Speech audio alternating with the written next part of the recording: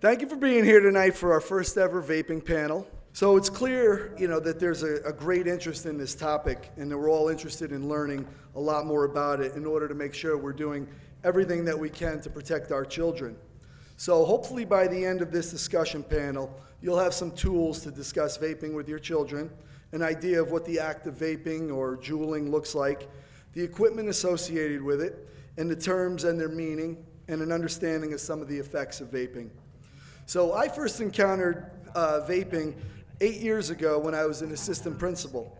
We had a supervisor at a game report to us that a spectator was writing with a pen and then pretending to smoke with it.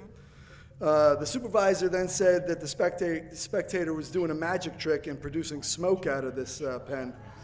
None of us really knew what it was, but vaping and e-cigarettes were so foreign to us back then, it wasn't even part of our code of conduct. Today, nationally, 11% of high school students have reported that they have used e-cigarettes or vaped within the last month. And I believe that our students at Byram Hills, they mirror these statistics.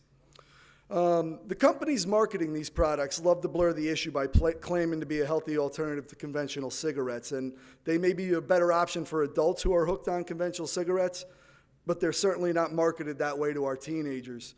We've had students we found with flavors on them, unicorn milk, TNT, strawberry paradise, certainly not the type of flavors associated with my grandparents that they would be looking for. These companies are not looking to entice the adults. They're looking to attract the teenagers and get them hooked on nicotine and then get hold of their money for as long as possible. 2 days ago, a national panel of public health experts reported on a long-term study of e-cigarettes and vaping use, and certain things are starting to become clearer as they looked at that study. So teenagers who start on e-cigarettes do have a greater chance of eventually turning to intensive use of cigarettes, conventional. The devices are so varied with this phenomenon that there's virtually no way to know of the real levels of nicotine that are being delivered. There's no long-term medical research at this point, and many of the negative effects could be years away. Here at the high school, we've tried to take a multifaceted approach to dealing with the issue. Students begin learning about the dangers in 6th grade when it's presented to them during their tobacco unit in health. In 7th grade, it's part of Project Alert, which is a drug prevention program at the middle school. In 8th grade this year, Amy Rosenfeld, who is a program coordinator and community educator at Northern Westchester Hospital, will be speaking with both of our 8th grade classes and our 10th grade health classes on the impacts of vaping. She's going to be supplementing Doug Carpenter, who does a lot of work with our 10th graders on vaping. So our mentor classes work with vaping in terms of healthy choices. Annie Kelly goes and enters into each of those classes and discusses the issue with them. So our health curriculum does cover all aspects of vaping, and our peer leaders reinforce the healthy choices and decision-making skills that are important for our students. So Annie Kelly has helped our faculty understand the issue, and she's going to be presenting to them again next month. Our assistant principals work with students who are caught with the devices or using the devices to give them every chance to avoid doing it in the future. We now treat vaping the same way that we treat cigarette possession and smoking.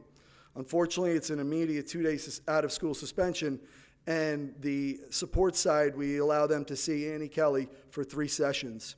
So certainly we're hoping that this panel tonight adds to our overall approach to handling the issue. So let me briefly introduce our panel members before I hand it over to them to address you. Dr. Richard Stumacher is a triple board certified physician in internal medicine, pulmonary medicine, and critical care medicine. He's also the chief of pulmonary and critical care divisions at Northern Westchester Hospital, and probably most important, he's a parent. So thank you, Dr. Stumacher. We've worked with student assistants on many different levels. Judith Mezzi is here with us. She is the Assistant Director for Community-Based Programs for Student Assistance Services. She always does a good job of taking the theoretical and putting the everyday twist on it. And she's brought her mannequin here today. Dr. Judith Mezzi.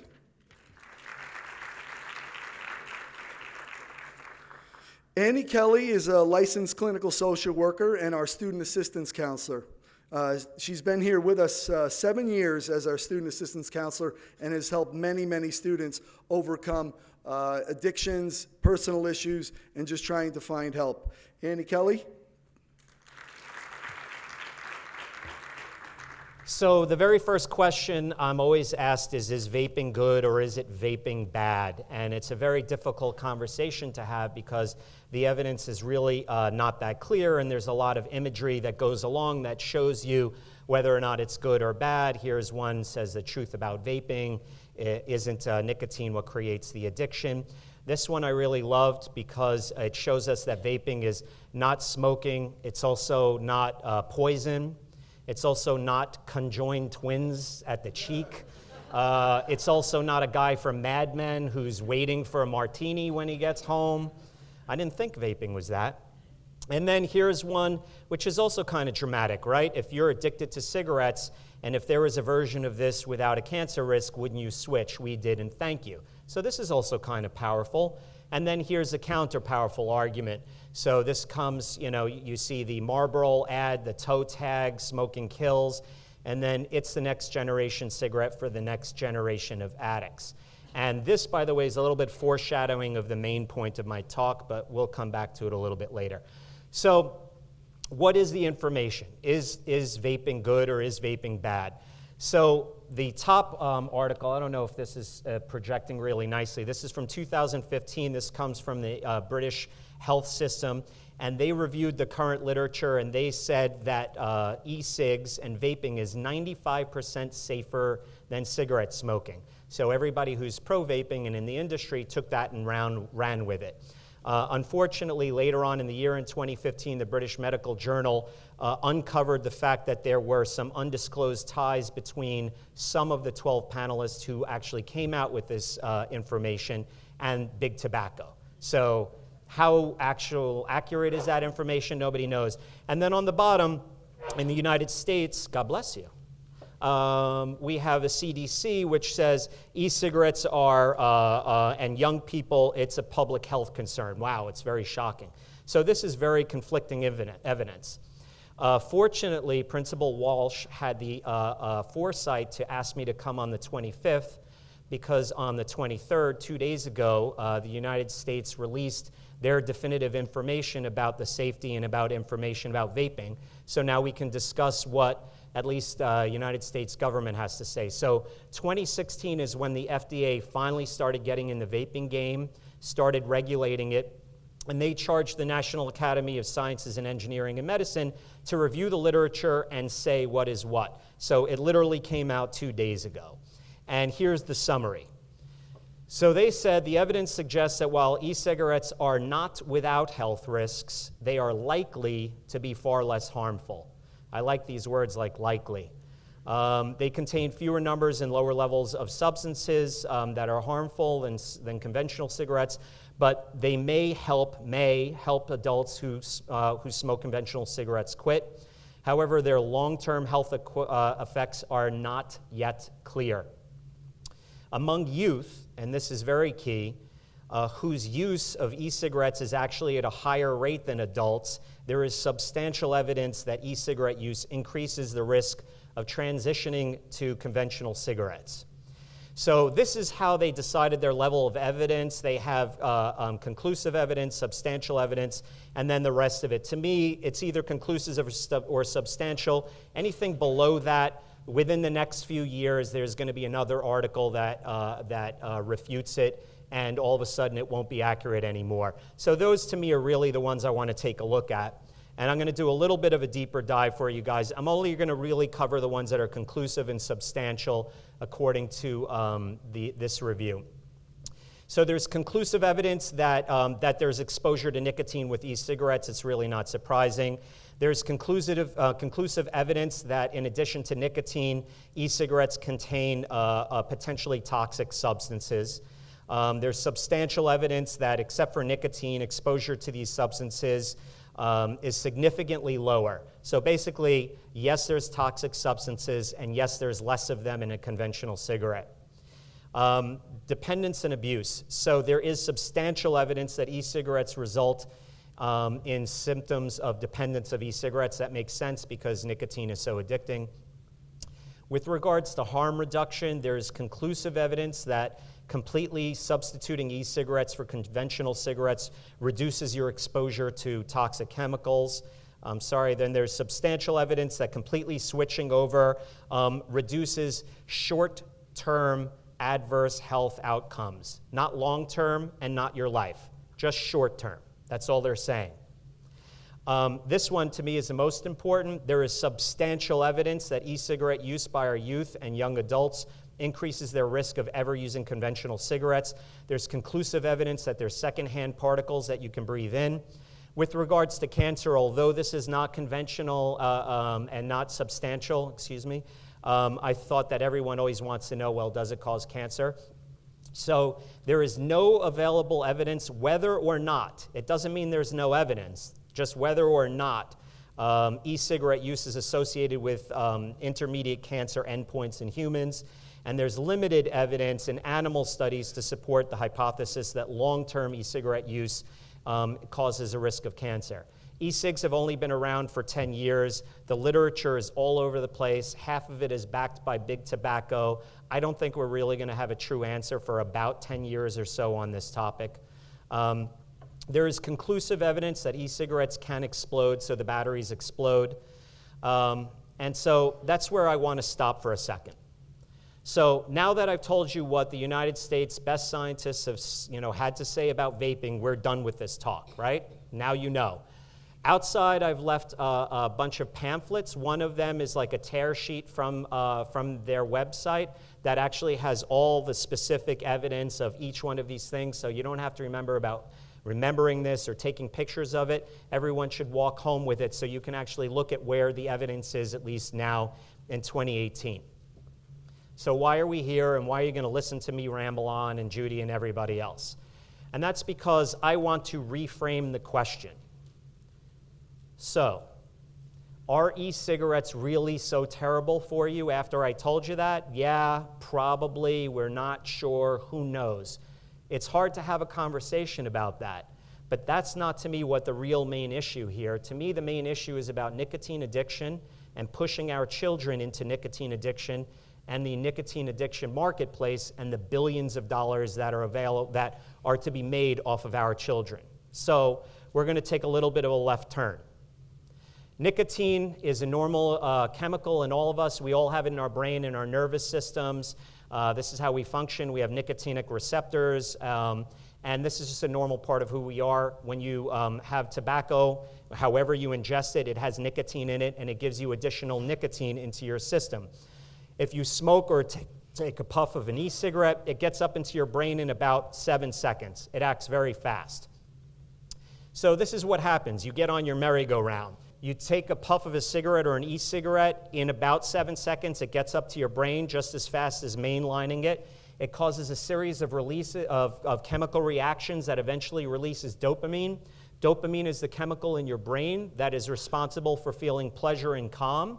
In between cigarettes or in between vapes, your nicotine levels start to decrease. So your dopamine levels start to decrease, so you start to feel crabby or uncomfortable or unsettled, and then your brain tells you, I know how to feel good again, just get me some more nicotine. So you go around and around in this circle. But it's actually worse than this, and it's a lot more insidious than this. So this is a study from 1988. The x-axis is time, the y-axis is the basal rate release of dopamine in the brain. And if you look at the top right, if you do cocaine, you'll see it's a fairly straight line up of release of dopamine in about 20 to 40 minutes. It continues to go up over about an hour. You don't get to your max till about an hour and a half. Then it kind of comes down really fast, the crash off of cocaine, and then it kind of bleeds out. And what's important here is how fast the dopamine gets released and how it kind of softens up and it rounds out. Morphine down here in the lower right-hand corner, the highest dose is here, the beige one. That's 10 milligrams per kilogram. I've never given that in 15 years of medicine. I've never given 10 milligrams per kilogram. And this is purposefully rounded. It's blunted because when they invented morphine, they did not want people to get addicted. So if you can see, the line or the rise of dopamine is a little bit flatter and flats out even more and kind of gets rounded, and it's not until 2 hours that you get your highest high from morphine. Nicotine, if you look at here in the bottom left, it's a straight line up. In 20 minutes, bang, you get to your highest level of dopamine, and then you crash right down. The only thing that's as quick acting and as powerful is amphetamine, so we're talking about crystal meth, et cetera, and you can see that the amount of dopamine that's released is incredible. But this is not the end of the story. This is just one piece as to why nicotine is so addictive. Scientists have studied smokers who smoke a pack a day. There are 20 cigarettes in a pack, and you take anywhere between 10 to 20 puffs per cigarette, depending on what kind of mood you're in, whether or not you're in a rush, whether or not you're hanging out having a drink with your friends, you're at work and you have to squeeze it in, in your time out. So you're like that mouse in that commercial that's hitting that button for your pleasure release, right? Boom, boom, boom, boom. Between 200 and 400 times a day, you're hitting the pleasure button inside your brain. And you're doing that every single day for 30 years. Nobody does 200 to 400 hits of crack or a crystal meth. They'd be dead in, a half an hour, they'd be done. So you create new feedback mechanisms inside your brain. So this is how insidious and this is how powerful the nicotine addiction is, and it goes on and on and on. And again, I want to tell you, 9 years in the Bronx, they could quit everything, but they could not quit cigarettes. And they would quit and come back to me and quit and come back to me. Do you want to know how powerful nicotine is? So this is what I used to talk to my Bronx patients about. I'd say, and some of you might have ever smoked or are smokers right now in the audience or know people who are smokers. I say, do you remember the first time you ever took a puff on a cigarette? And a lot of people will say yes, more than 3/4 of the audience. I'll say, can you tell me where you were at the time, what you were doing, who were you with, what was the circumstances? And they all remember it. And then I ask them, what'd you get for your birthday that year? And they go, and I said, what'd you get for Christmas? What'd you get for Hanukkah? Can you tell me anything that was amazing that happened to you that year? So nicotine addiction is incredible. And I've been spending my career battling it, because it's incredibly painful for me to give somebody a diagnosis of lung cancer or severe emphysema, to talk to them about whether or not they're going to have to be trached on a vent and go to a nursing home for the rest of their life. I know it's painful for them. I don't mean to belittle that, but it's horrible for me. And I figured that if I can get in front of it, and if I could be preventive, and if I could get just one person to not smoke and not get lung cancer, then I've helped them out and I've helped me out. I don't want to have that conversation anymore. So now we know nicotine is incredibly addictive. What about nicotine in the adolescent brain? This picture reminded me of someone special to me. What we don't know, what you may not know, is that nicotine affects the prefrontal cortex of the brain right over here. And it affects the prefrontal cortex is the slowest or the latest area of the brain to develop. I know this slide doesn't show up really well. It'll show up in another slide. But this area and this area is the prefrontal cortex. What's yellow and green is still not developed. It's not until it gets to dark blue, purple before it's developed. This is 5 years old. This is all the way down to 20 years old. So the prefrontal cortex is the area that governs judgment, decision-making functions, and it's the last part of the brain to develop. It's basically executive functioning. There's a lot of literature not having to do with nicotine about why our youth take such risks and why they do the things they do. As a matter of fact, a good friend of mine in the car ride over here today was talking about his 16-year-old and why do they do this and why do they do that. And this is why. Because this part of the area of the brain develops the last. It takes till about 26, 27 years old before it fully develops, which is interesting because that's about the age that our children finally come back to us and say, you know, Mom, you know, Dad, you were right all along. I love you. I'm sorry I never listened to you. It's because this is the area of the brain that finally developed. So why is this a problem? So here's just a couple of names of the studies that have evaluated nicotine on the adolescent brain and the developing brain. And the bottom line is that nicotine can disrupt the growth of the brain circuits that control attention, that control learning, and control susceptibility to addiction. So this is really a perfect storm. We have the most addictive substance going into your brain at the time where you're most likely to become addicted. It can increase your risk of psychiatric disorders, it can increase your cognitive impairment, and it can affect your attention deficit. So there is no debate about whether or not nicotine affects the adolescent brain growing up. I was a little bit disappointed that the National Academies of Sciences did not include this information in their definitive study, but nobody invited me to the panel. So, why is it so hard to have this conversation about cigarettes versus vaping? So it's very easy to talk about how dangerous cigarettes are. I throw this slide up and I say, hey, do you want to drink rocket fuel and do you want to drink battery acid and candle wax and arsenic? And everybody goes, no, I don't really want to do that. And then when you start to talk about vaping, the literature just isn't there, or it isn't just there yet. So it's hard to say, oh my God, it's really terrible. So you kind of get into these difficult conversations, except for 2 days ago, now we have a little bit more definitive information, although I suspect that we won't really be done discussing this for about 10 or more years. So here's a slide that shows you the at least 42 chemicals that are in the vapes. The one with the check marks are the ones that are hazardous. The ones that are red are the ones that are in secondhand vape. And this is just the ones that we know about because the FDA is only starting to come around to legislating this. The vape shops that are creating their own e-juice, there's no way to really know what they're putting in their e-juice unless they raid the store and then do a chemical analysis of it. Flavorants. So flavorants are the chemicals that they put in there to make them smell and taste a certain way. And flavorants are the chemicals that are in food that are safe for consumption. So some of the people in this room might have heard of popcorn lung, and vaping causes popcorn lung. So in the 1970s, when microwave popcorn came out, diacetyl was the butter flavoring for the popcorn, and in the factories, some of the factory workers contracted something called bronchiolitis obliterans, which is a horrible disease that causes scarring slowly over time, and then you progress where you can't breathe and you're on oxygen, and it's really not a pleasant end to your life. And so they turned it popcorn lung, not because it looks like popcorn in your lung, which is what everybody thinks about. So part of the problem is that we have yet to actually diagnose anybody who has bronchiolitis obliterans from vaping. People who are pro-vaping say, well, diacetyl is safe for consumption, so why can't you vape it? It's consumption. So my point on this is that you're eating it, and it's going into your stomach with a pH of 4.5. It is not going into your lungs with a pH of 7.4 or 7.3.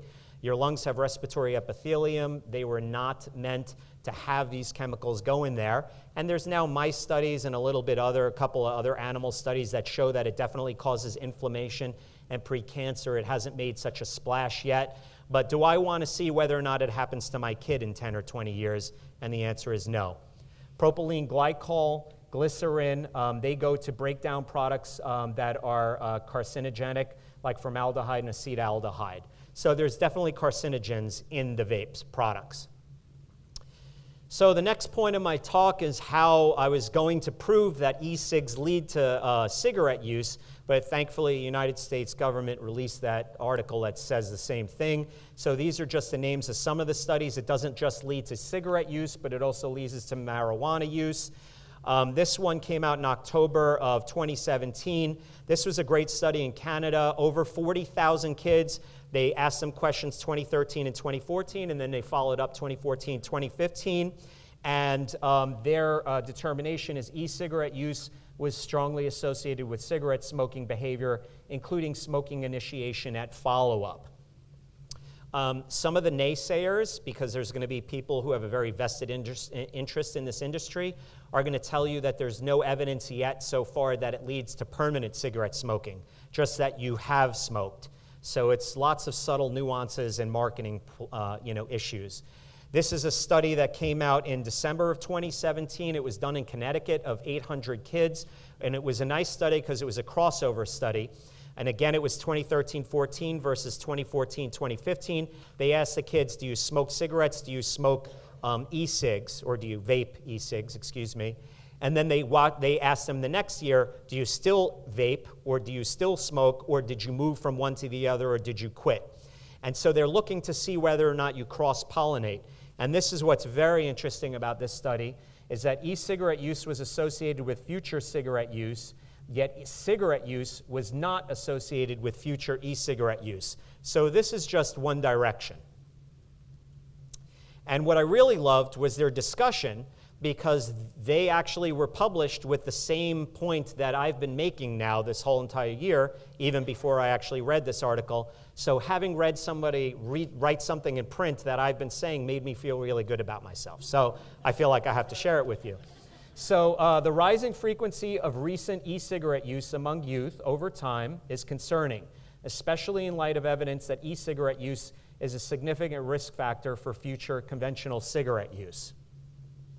Then there was another study in January 2nd of this year. It was 10,000 kids, and basically what they said was that any non-cigarette tobacco, so it could be e-cigs, it could be hookahs, it could be snooze, it could be chew, dip, whatever it is, it really doesn't matter. It leads to cigarette use. So it leads to cigarette use. In December of 2017, the New York Times released this article referring to the University of Michigan NIH-supported study. So the University of Michigan actually looks at our kids every year and looks at their alcohol, drug, tobacco use, and they write a report every single year about what's going on. What's interesting is this is the first year that they didn't ask the kids, do you vape? They asked the kids, what do you vape? And they gave them 4 choices. So we don't have any longitudinal or information on this. This is just the first year. And of course, it was very shocking because before I found this in December, I was all the information that I had was that only 16 or 18% of high schoolers actually vape. So according to them, 13.3% of our 8th graders are already vaping, 23.9% of our 10th graders, and 27.8% of our 12th graders are vaping. If you look here in the top right box, you'll see that as they get older, their nicotine use goes up and their flavoring or just flavoring goes down. You'll see that their marijuana or hash oil stays about flat. And what I really loved that they asked, it really showed that somebody was intelligent who was working on this, was don't know. And that's where I think a lot of the issue is that because there's misinformation, and because these kids really aren't great communicators, and they don't really know what the hell they're doing. They just tell each other, don't worry about it, there is no nicotine, there is nicotine. They don't really know what they're talking about. So some of these kids have no idea what's going on in their vapes. So I would argue that this information is actually very inaccurate. Every single kid I have asked, although other than my own children, I have never asked any of the children of anybody in this audience, but other kids I have asked, all tell me the same thing. I ask them this very simple question. I say, how many kids do you think are vaping in your school? And they all tell me more than half. So it's not really 28%, it's more than half. In the last month that I've asked kids who have come to these talks, I asked them how many, and they tell me more than 3/4. So we're probably pushing towards 3/4 right now. Whether or not they're all vaping nicotine or vaping marijuana or THC, I have no idea. But this is a lot more pervasive than everybody is really giving it credit for. And it's nicotine, and it's incredibly addictive, and they're getting addicted at the point in time of their lives, of their brains, that it's really horrifying. Okay. This comes from the CDC FDA website. In 2013-2014, 81% of the current youth e-cigarette users cited the availability of appealing flavors as the primary reason for use. So here's a nice slide that just shows you just some of the flavors here on the left side and their packaging. It looks just like the candy that you could go into the store, and the flavors in the little bottles. This is not being marketed at 55-year-olds who have been smoking for 30 years and really want to quit and are using vapes to get off quitting. This is being marketed at our children. Here is a really nice slide. I was like, wow, exotic, savory. This is kind of, it was attractive. I'm like, oh, these are interesting flavors. When I got to this one, I actually got hungry. And then I said, you know, oh, they screwed up because this is just a food menu. And then I wondered, do they just serve food at this smoke shop? This is in New Jersey. This is in Englewood, by the way. That's why it's 201 Smoke Shop. And on their website, this is the picture, so they can show you exactly the flavors and what they are. And man, they're so good. Cookies and cream, frosted loops, it's, you know, tres leche, et cetera, et cetera. So this is clearly marketed at our children. What are our children using? Our children are using the Juuls. This comes from the website, from the Juul website, one pod of Juul. So this is the battery, this is the pod that goes in the top. These are the different flavors. One pod is the equivalent to 1 pack of cigarettes. From their website, are you going to make non-nicotine juice? At this time, all our Juul pods include nicotine, okay? So any of your children who say to you, I'm only vaping flavors, are wrong, because every single one of our kids who are in this room who are vaping Juuls. Juuls are the iPhone of vaping. It's actually become a verb. It is now referred to as juuling, just like Xeroxing, okay? So if you say to your kids, are you vaping, and they say no, you have to ask them, are you juuling? Because some of the kids don't know that they're the same thing. All right, so no tobacco. This, again, comes from the website. No tobacco or e-liquid products should ever be considered safe. We recommend that you do not start. This one I included because I love these people actually have a soul. So this is a vaping blog, and it says the very first thing, if you do not already smoke, do not start vaping now. I love them. Eliminate nicotine from your e-liquids. Always prefer child-proof bottles for your e-juices, and take precautions for battery safety. Wow, I love them. So let's talk a second about vaping marijuana. There's a lot of different names. It's called dabbing, the action of dabbing. This comes from your vaping marijuana and you're covering your cough. I was an idiot too, and I thought it was just a funny, cool little thing. It's not. It's a drug subculture reference. It's referred to because it's hash oil. Oil spelled backwards is 710. Everybody take a look at the dummy over there.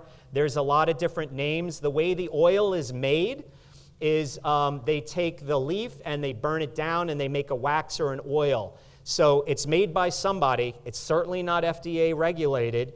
Butane is one of the combustions or one of the accelerants that they use to make it. And these kids are inhaling butane into their lungs. If they're inhaling a lot of it, it's going to be a serious respiratory problem. Another thing you need to know is that it's known as concentrate. So Tuesday night I was speaking at Partners in Prevention, and Judy was there, and we had an officer from Westchester County Police, and I learned something new. So current leaf marijuana has a THC percent of about 15 to 25%. It was definitely less when we were younger, so marijuana today is definitely stronger than when we were kids. So vaping oil and wax is 80%. 80%. And today, when we were speaking with Judy and I this morning, we're at a School Nurse Association conference. One of the people there had told us that they had found the latest highest record is now 92%. I'm not so sure I believe that. I'm not so sure it matters. What matters is that they're getting so much THC that they cannot handle it. So there's a new terminology. It's called greening out. So the kids are passing out from marijuana use. And at Northern Westchester, we've had a few kids come through with seizures, passing out, et cetera, et cetera. And the way we're handling it in the emergency room, so the nurse, the head of the emergency room who was with me today, told a story about how we had a 16-year-old who had come in and had a seizure. What are you doing? What substances? Nothing, nothing, nothing. All right, it's just a blind seizure. So they asked the parents to leave the room. We have to do this, by the way. It wasn't just a special case, because we know the children won't tell us certain things in front of you. And then the doctor said to them, listen, I understand. I just want you to know that if we're diagnosing you with unknown cause of seizure, we have to put you on medications. You cannot drive. And that's going to be the end of your driving until we could figure it out. I'm vaping. Like literally, they could not finish the sentence before, I'm vaping marijuana, that's what I did, I passed out, and then the kid had a seizure in the emergency room. Okay, so it's way too much for the kids, they don't know what they're doing, they don't know how to handle it, they don't really know where it's being made. This is a picture of the wax rather than the oil. So what does marijuana do to the developing brain? I don't want to go into detail, and your kids are always learning about it. It decreases your IQ up to about 8 points. I don't know if it affects the ACT or SAT scores, but I think we should do a study here, a Byram Hill study, and we could do a cohort study. We'd be very famous. It lowers your satisfaction, it causes depression, decreased chance of getting into college, et cetera, et cetera. So clearly marijuana is not so healthy for the developing brain either.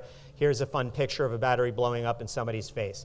So what is my opinion about vaping? Not the medical community, this is just me. I think to have a conversation about whether or not vaping is safe or not is really a distractor question on purpose, because there's really no great definitive answer, and it allows you to keep having the conversation or the debate without getting where you need to go to. I reframe the question, and I say, should we allow our youth to vape? And the answer is clearly no. There is no acceptable reason why any of our kids should be vaping at any point in time. I believe that vapes and e-cigarettes are safer than smoking, which does not mean they're safe. It just means that it's safer than smoking. It's actually, the literature is very wishy-washy on whether or not it's a good tool for smoking cessation. It's honestly not a great way to get people off of cigarettes. They just move their nicotine addiction from cigarettes to vapes. But, you know, if it's a choice between smoking a pack of cigarettes and vaping, I'm going to say you should go through a conventional smoking cessation program, and if you failed nicotine replacement, and you failed Zyban, and you failed Wellbutrin, and you failed Chantix, and you've done nothing and you can't get anywhere else, then yeah, you should be vaping. I think that non-nicotine flavored vaping liquid is a gross and obvious gateway product that's aimed at our youth to enter into the nicotine addiction marketplace.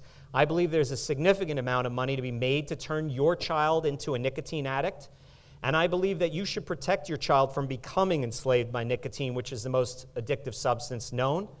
I believe that your loved one will spend an incredible amount of time and money and emotion battling this addiction over the course of their lives.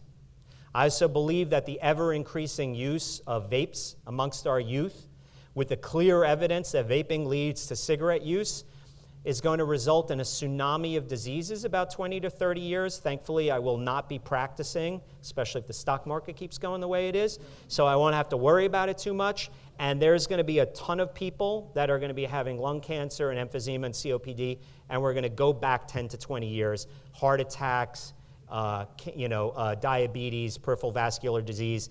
It's going to be horrible. Because if more than 50% of our kids are addicted now and next year and the year after, we're talking about generations of nicotine addicts. So even if a small sliver of them go on to smoking cigarettes, it's going to be horrific. So, with that happy note, what can you do? You can educate yourselves. You can have open and honest conversations with your kids. You can meet with your school leadership, and you can meet with your local government, and you can legislate. And I want to applaud Byram Hills.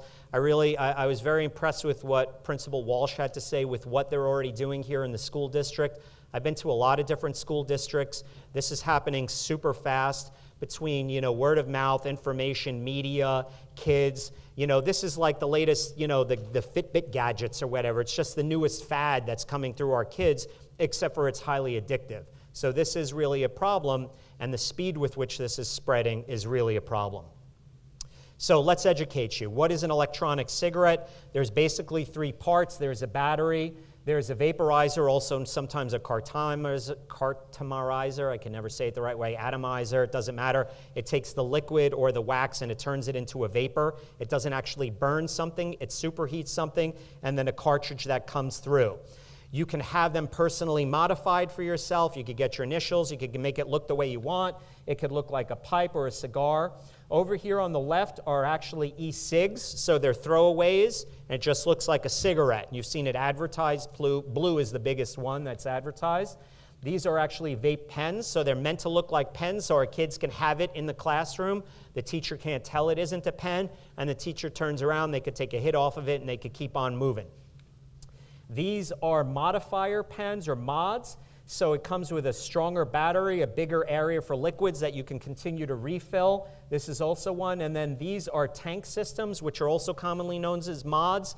It's an interchangeable word, even though these are also modifiable. The reason why they're known as mods is because you can do all kinds of things to them. So these are all different mods or tank systems. You could see they get very technical. There's a lot of engineers who've been involved. I threw this slide up just to show you that on the internet you can learn how to tweak yours, mod it. There's all kinds of YouTube videos. These are some of the pieces of equipment that you might want to look for in your kid's room. It gets brutal. What are our kids using? Our kids are using the Juul. So the Juul starter pack, which is only $50, comes with the battery, the charger, and then these are the 4 starter flavors. Supposedly mango is the favorite flavor. You can plug it into your computer, and it looks just like a USB port, so you could go into your kid's room. It could be laying there, and you wouldn't have any idea. There is a market, a cottage industry that's going on because if your children are like mine, they lose a lot of things. So this like little tiny USB part gets lost. It's $20 to buy on your bus or at your friend's house. These come in 4-packs, whatever specific flavor. It's only $20 in a store. So it's $5 a pack of cigarettes instead of $15 a pack of cigarettes. Very easy to get.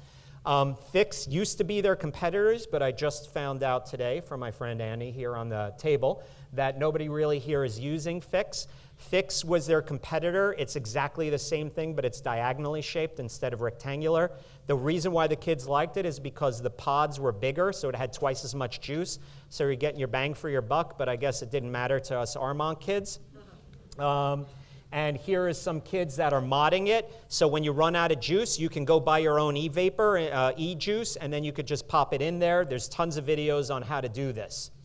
This is what's coming your way. So this is a tank system, and this is the big popular one now. I don't know if it's come to Byram Hills yet, but it's certainly in New Jersey, and it's in Connecticut. It's called Q. So you just buy these refills. You could get whatever color you want. Maybe it'll go with your outfit. You pop it in, you close it up, and then you're ready to go. So that's what just some of them look like. And there's no way you're going to be able to keep up with what all of them look like. So what should you do? You should have an open and honest dialogue with your child. Out front, we also have these. I really like them. This is one of the very rare useful things I found from a government website. So you guys now have a copy of it. Not only does it give you facts, but it actually includes the questions that your kids might say to you and the answers so it can prepare you to speak with your children. You have to be an agent of change. If you are going to talk at your child, if you're going to yell at them, if you're going to punish them, if you're going to have a one-way, top-down conversation, regardless of what they say to you, you're not going to move them towards change. As a physician, and I'm sitting there in my office and I have a patient who comes in there to me, I have to know how to do behavior modification. I have to know how to inspire someone to want to do something differently than what they've been doing their whole entire lives. And there's a lot of research behind being agents of change. One of the right ways to institute change, especially in our youth, is to use different techniques, which is reframing, explaining, short little conversations without condensation, or without talking down to them. Sorry, I'm post-call and I'm tired. And using ask, don't tell. And I really love the ask, don't tell technique. The best way to do it, and this came up early, right? Was this yesterday or it was 2 nights ago, was the 10-minute car ride. Now, my kid no longer sits in the back seat. He's usually driving. The other one sits in the front seat. But the best thing is while you're driving in the car, it's a 5 to 10 minutes, so there's definitely an end to the conversation. They do not have to look you in the face. They do not have to look you in the eye. And you just ask them a question. Hey, are your friends vaping? Oh, yeah. Do they really know how bad it is? Because I've learned a lot of interesting things. What do you know about vaping? Let them answer questions. Don't yell at them. Come back to it. And then you slowly educate them. Because our children don't really want to be nicotine addicts, and they certainly don't want to move on to cigarette smoking, and they certainly don't know this information, and they certainly don't care about it. And the ones that are already cigarette or vaping are already addicted. And so their brain is already going to be rewired. They're going to give you different kinds of answers. They're going to try and get themselves back to using their nicotine. So this is a very interesting tool to help them. Where are we from a legislative point of view? All the way back in October of 2017, that long ago, New York State finally woke up and decided to consider vaping the same as tobacco and banned it everywhere that cigarettes are banned. Some of the information I got is from Maureen Kenny, who I've also met with Judy Mezzi when we were talking to Pleasantville Strong. She works for Putnam Orange, Westchester County against tobacco for American Lung Association. And so she's given me a couple of slides to borrow. This is the one that I really love the most. The picture on the right is from a convenience store in Westchester. It really looks nice. There's candy and all kinds of treats for our kids to bother you and say, oh, mommy, buy this for me. The one on the left has the ice cream in front of it, and right in front of that, on top of it, are the vaping products. I know you can't tell in this picture, but that's where the vaping products are. So yes, there's legislation with regards to cigarettes that they have to be behind the counter, but I'm not aware of any legislation about where vaping products placement are for our children, and this is in Westchester. So it's put right in front of your kids so they can see it and they can associate it with candy and something that's good. This is not a vape store. This is a convenience store. So what are the laws today? We have the Clean Indoor Act. You can't smoke anywhere inside, or vape, anywhere inside. You can't vape in hospitals, schools, playgrounds. If you're creating your own e-liquid, you have to register with the government. But your local community can do things. Pleasantville was a little bit late on the uptake on this. You can legislate amount of feet of which a vape shop can open up to your schools, to your parks, to your houses of worship. So I spoke to Horace Greeley last week. The town supervisor was there. So they did 1,000 feet from any one of these places, so they can't really open up a vape shop anymore. Horace Greeley, Chappaqua, is changing their purchasing age to 21 years old. Westchester County, you only have to be 18 to buy vapes. New York City is 21, Albany's 21, and one or two other places. He had explained that they're going to start to petition Westchester County to try and move our age up to 21. It seems ridiculous that it's 18 years old. So there's a lot of things that you can do at the local level, partner with your school. I think that this information isn't just important for our high schoolers, it's important for our middle schoolers. So once I kind of was clued into the level that this is going on back in August, we have at Northern Westchester, we do community outreach. We're in a bunch of our middle schools. Thankfully, we're coming in here to Byram Hills. And one of the things we do is we send a respiratory therapist in for the past bunch of years, and they talk about smoking cessation. So I had her pivot, and now she spends only a third of her time talking about smoking cessation because our kids don't want to smoke, and she spends 2/3 of her time talking about vaping. And one of the things we do is we teach the kids and we give them the tools on how to say no. So not only do we teach them about how bad it is, but we ask them to practice. Say, hey, you're going to be at a party. A kid's going to ask you, do you want to try this? What are you going to say to him? And we ask a couple of kids. I went with her to Pleasantville. We were at the Pleasantville Middle School, and we were talking to 7th graders. And clearly in the classroom, 2 kids had already been vaping, thanks to their older siblings. And one of them had clearly been forced into vaping by one of the kids in there. And I can't tell you how shocked I was to look at 11 or 12-year-olds. I haven't had a chance to speak to any bar bat mitzvah kids, so I ask you guys to please do this. Ask your kids, are they vaping in the bathrooms at the mitzvahs? I'm pretty sure that they are. I challenge you to, when you go home, and ask your kids, what do you think what the percentage of kids are vaping at Byram Hills? I guarantee you it's going to be greater than 50%. So where are they getting it?